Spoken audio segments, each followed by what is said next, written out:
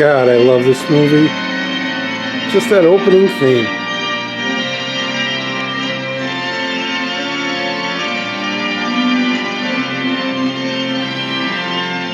One big toe up.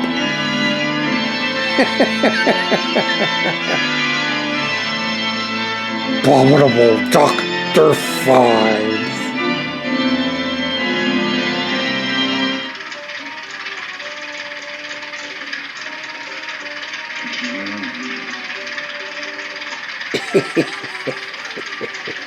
I never...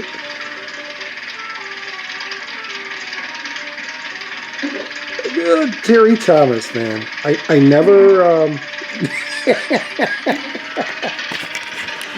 Alright, I never... Let me put this down volume-wise. There's the curse of blood coming. I never... Hey, guys, how you doing? This is what... This is the... October 2nd. This is the second movie I'm watching for Halloween, the month of October. I never understood the... I know it's a period piece, Dr. Phibes, but I never understood Terry Thomas really getting all excited about a woman dancing with a snake, putting the head of the snake in its mouth. I mean, in her mouth. That I kind of... But there's like no skin, so what is he... But anyway, yeah, Dr. Phibes, man. This movie, since I saw it in the theaters, yeah, back in the 70s, I've always been a fan. I mean, Vincent Price right there is you know, just about everything he's done has been brilliant. And it's been so many years since they finally remastered Arrow. I'm watching the Arrow Blu-ray, which looks beautiful. It's been so many years, and they finally really cleaned it up and remastered it and made a beautiful copy of the original Abominable Dr. Phibes. Again, growing up, it was like not many people knew about this movie, and it was always in the back of my mind. There were just the whole the curses, the different deaths. I mean, it continued on with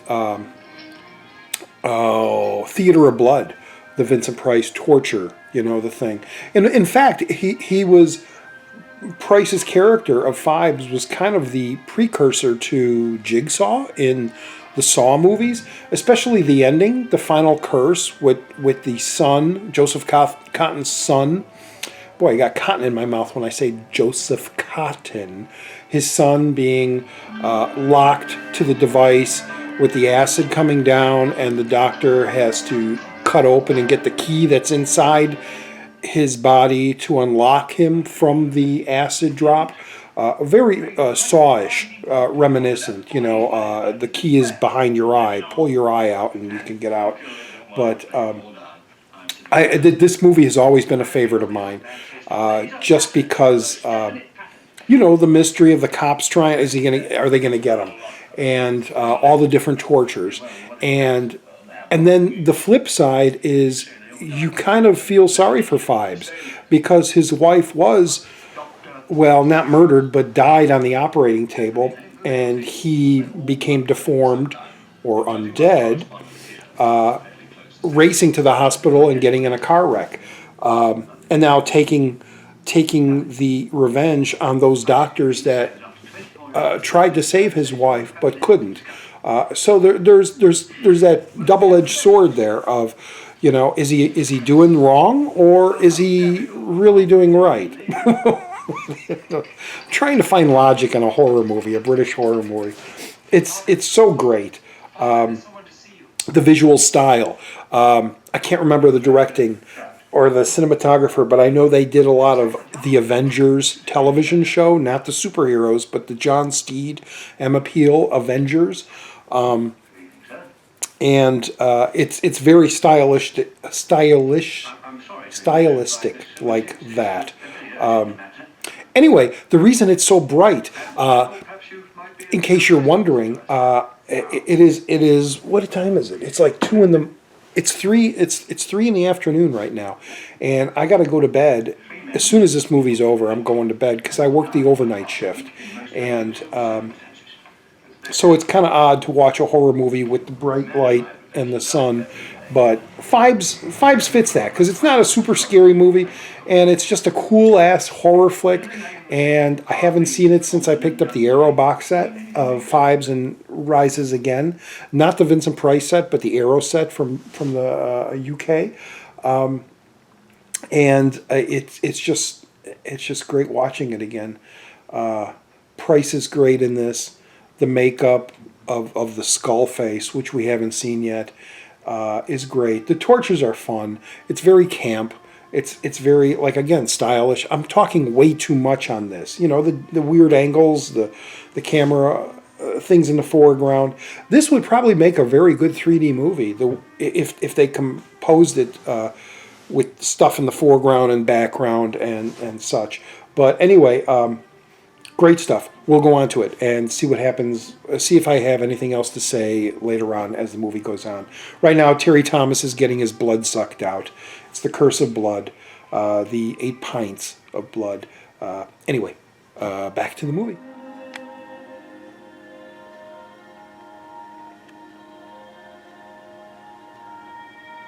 I love that he's got like blinds in the car that he could put up, and it shows like his face.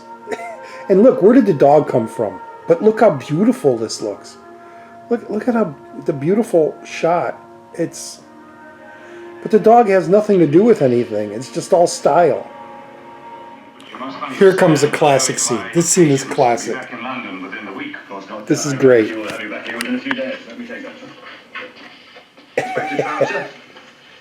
I must say I feel rather like a head of state.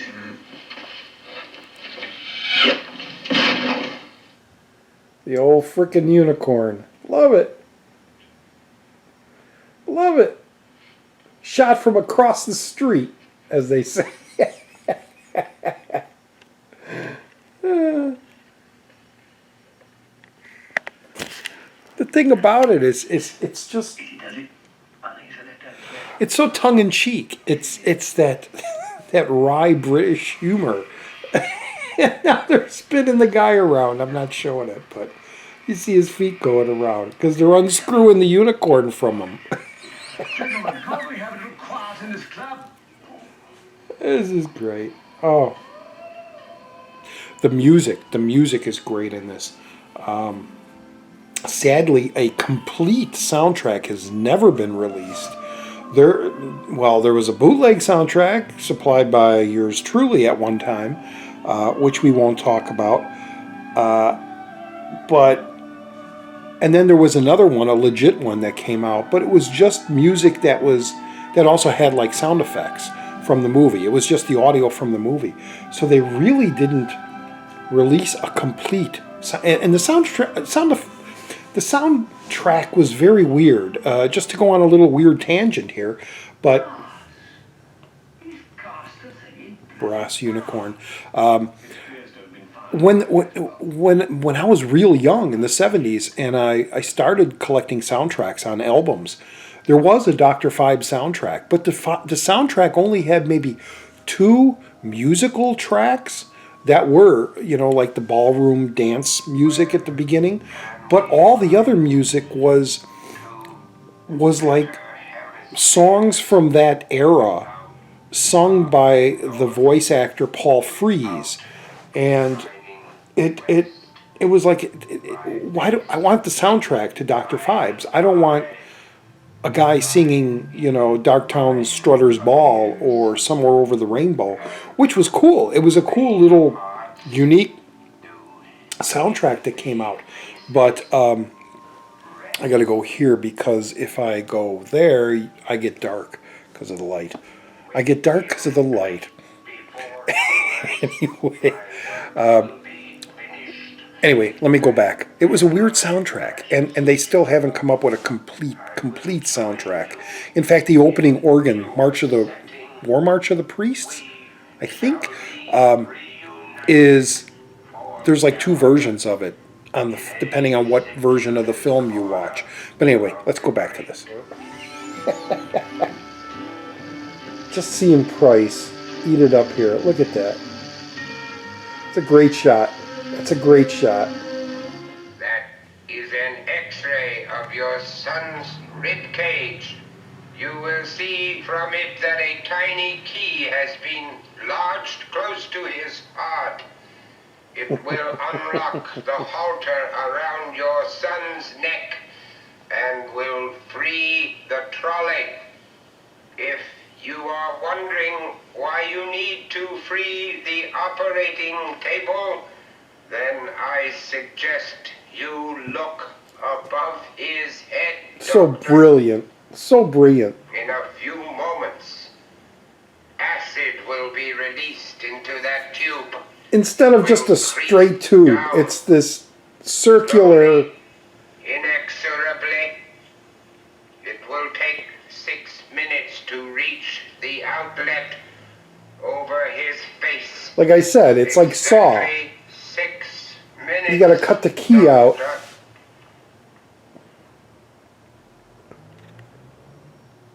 And a great piece of music. Like I said, it's very. Let me put that down. It's very Saw-like, you know. Cut the key out and save your son. But fuck, man, this is. I love this movie. This is one of my all-time favorite horror movies. Just the visual style, the costumings on Volnavia we didn't even talk about. The colors, the vibrance. It's a beautiful film, and it's so great that Arrow and another company released it on the Phibes, on the Vincent Price box set. But I just oh, and then we're gonna get the reveal of Phibes' face. Let's show that. Let's show that. Look above your son, Doctor. Volnavia. My work is Volnavia, finished. not Volnavia. Volnavia. Destroy all I have created. Work faster, Doctor. The acid is descending. My wife existed only 6 minutes on the operating table, and then she was dead. You murdered her. No, murdered her. But he will have what she did not. A second chance. Come on, Volnavia. It's gonna destroy the place.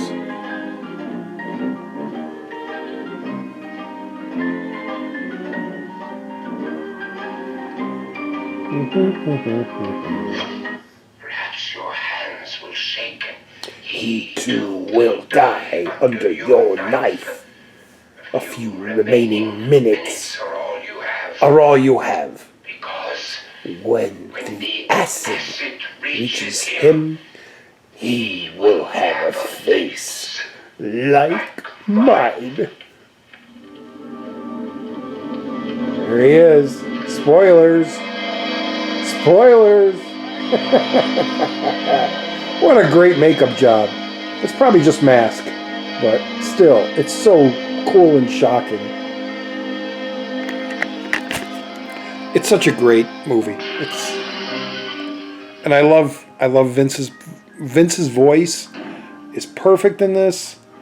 The whole plan he concocts, and then we get the sequel, which is it's inferior, but it's not that bad.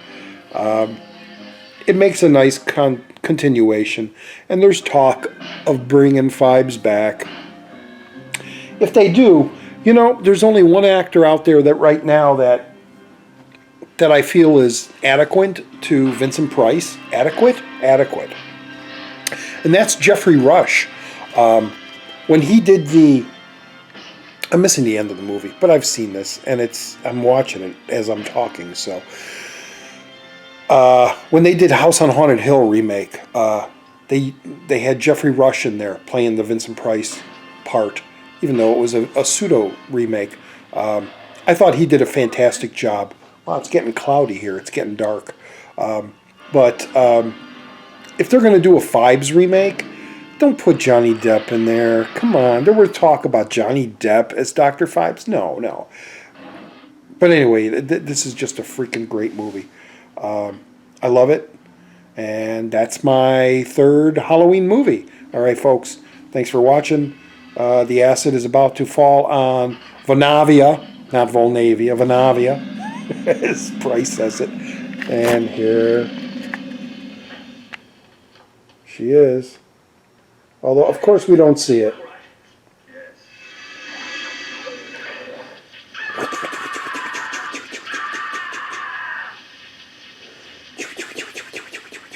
They have that sound effect.